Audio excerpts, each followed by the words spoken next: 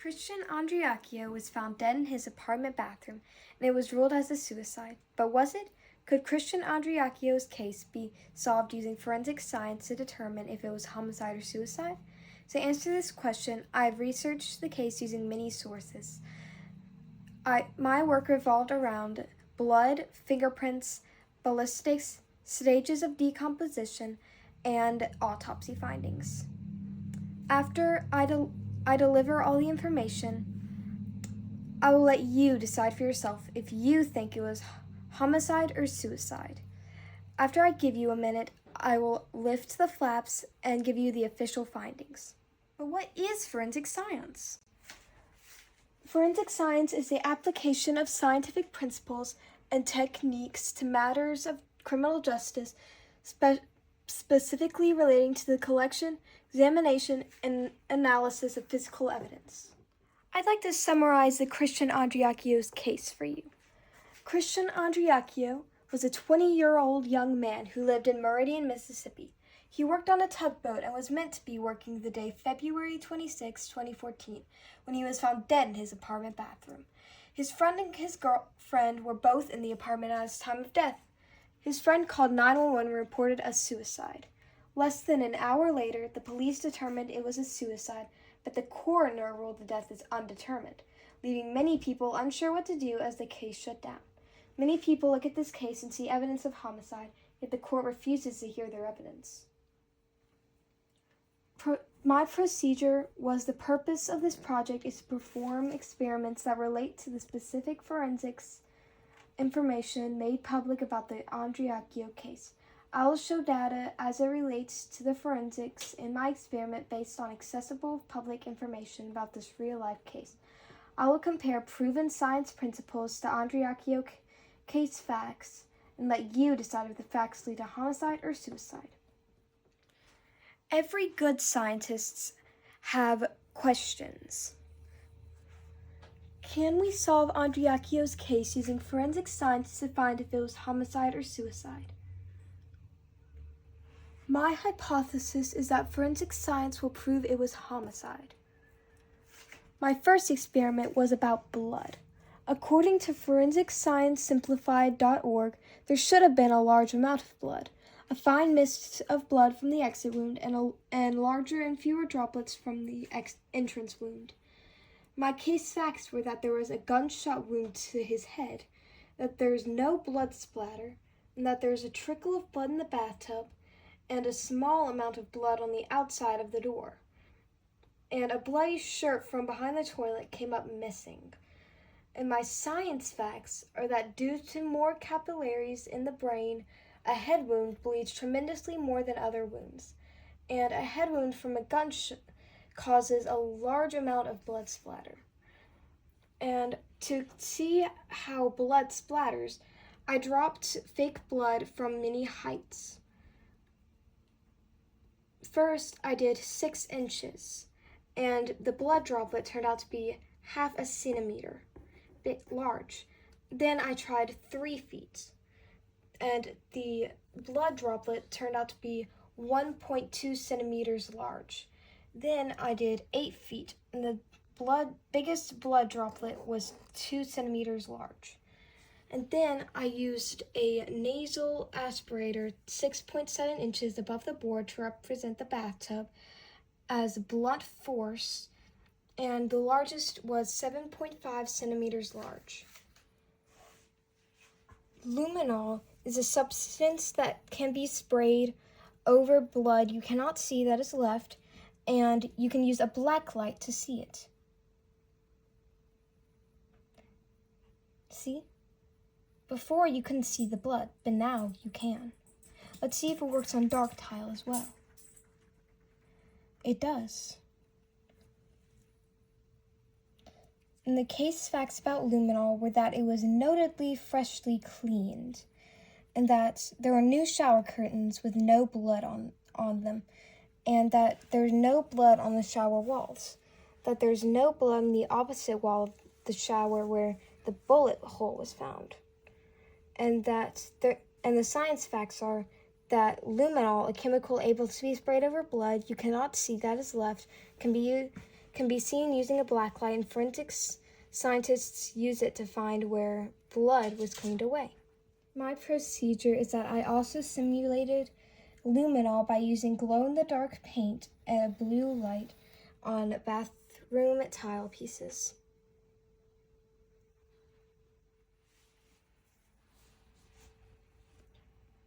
My next experiment was fingerprints. ForensicScienceSimplified.org says that fingerprints are key clues to solving crimes because no one can have the same fingerprint, and it leads police to the criminal.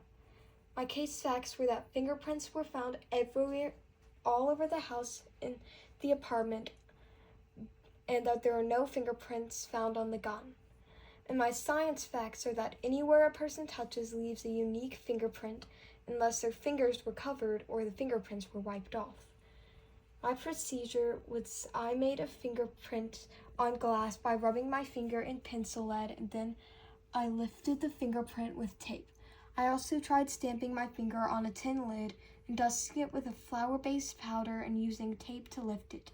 Lastly, I rubbed my finger in pencil lead and stamped it on a balloon, and when I blew it up, the fingerprint grew larger to magnify the pattern. My third experiment was time of death. Forensic detectives can tell many things about a body after death, including if a body was moved after death, the original position of a body, and the time the person died. My case facts were that a call to 911 reports a suicide, and that the EMTs arrived first and noted a single gunshot wound to the head, very little blood, and color from blood settling in the back of the right calf and hips, and that the body was already stiff enough that EMTs had to lift it up and about 18 inches to remove it. My science facts are that at the time of death, a human body begins the stages of decaying. Brain activity stops, temperatures begin to drop, digestion stops, muscles become stiff in the first 12 hours, then begin to relax, and gravity pulls the body's blood to the lowest part of the body position. The first sign of the time of death is that blood dries. The description is that blood and splatters solidify. The timing for that is 30 minutes to an hour of death. And the findings in the case were that the blood being dried was present. The next sign was that temperature decreases. Description, body cools. Timing, 1 to 6 degrees Fahrenheit per hour. And the body was already cooling and pretty cool already in the case. The next sign is that body stiffens. Definition, muscles become stiff and define and freeze with the position, also known as rigor mortis. The timing is 4 to 12 hours after death, and the body was stiff in the present. The next sign is that blood settles. Description, gravity pulls blood to the lowest part of the body. Timing, begins after 30 minutes. The color begins to change at around 2 to 6 hours, and it was fixed at the present. And the last sign is stomach contents. Description, what is found in a person's stomach after death. Timing, full stomach is 0 to 2 hours. Partially digested is 2 to 6 hours. And empty is 6 or more hours. And his stomach was partially digested. The autopsy was that the coroner reported the victim was deceased from a single gunshot. The bullet entered on the right side just behind the ear and exited on the left side of the head.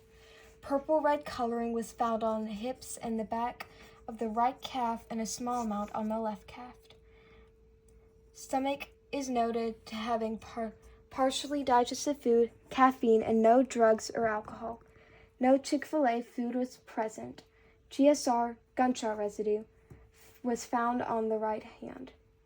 The cause of death was undetermined. My fourth experiment was ballistics.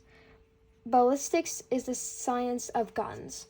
Forensic scientists study guns, bullets, bullet casings, DNA, and fingerprints left behind in the path of a bullet. The science of physics, force, motion, and gravity are used in this step of forensics. My case facts were that Christian was right-handed and he had GSR on his right hand, and that the other two people in the apartment when he died also had GSR on their hands, and that the gun was found wedged between Christian's left thigh and the bathtub, that there are no fingerprints found on the gun, that the EMTs removed the gun for safety purposes, noting that it was uncocked, and the gun was a .45 caliber semi-automatic pistol and would have made a loud sound. And the body of Christian Andreacchio was found bent over the bathtub with his head down. His arms and the rest of his body were outside of the bathtub, stretched behind him. There was very little blood, no large splatter, and a trickle of running down the tub. My science facts were that physics and laws of motion and force back up the fact that a man who is right-handed cannot shoot himself on the right side of his head, then decock the gun and move it between his left leg and the tub. And my procedure was I simulated GSR from a gun by rubbing my hand on the dust from a pencil lead, pressing it on the inside of a hand outline to show that it isn't all over your hand but only in certain places.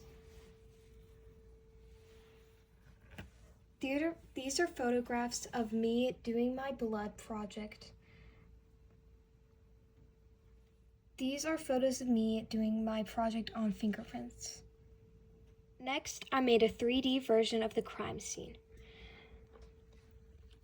Christian Andreacchio was found slumped over the bathtub with his head in the bathtub and the rest of his body outside of it, with the gun between his left thigh and the bathtub, and only a trickle of blood in the bathtub. And the bullet and casing were both in the bathtub. And there was also blood found on the outside of the bathroom door, which couldn't have gotten there unless the bathroom door was open. And there was only small amounts of blood found, like the trickle of blood, a small amount on the floor and outside the door. And behind the toilet, there was a bloody shirt that disappeared from behind the toilet. And there was pooling on his hips and the back of his thighs, which would mean he was on his back when he died. And these arrows are how long and the length of the real life bathtub and toilet and room.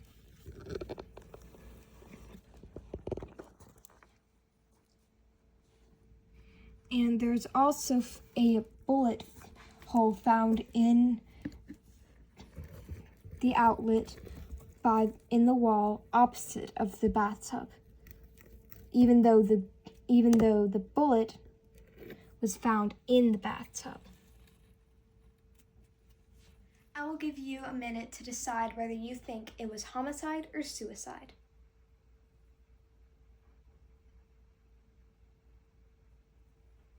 Now that you've chosen, I want you to look at each flap with me.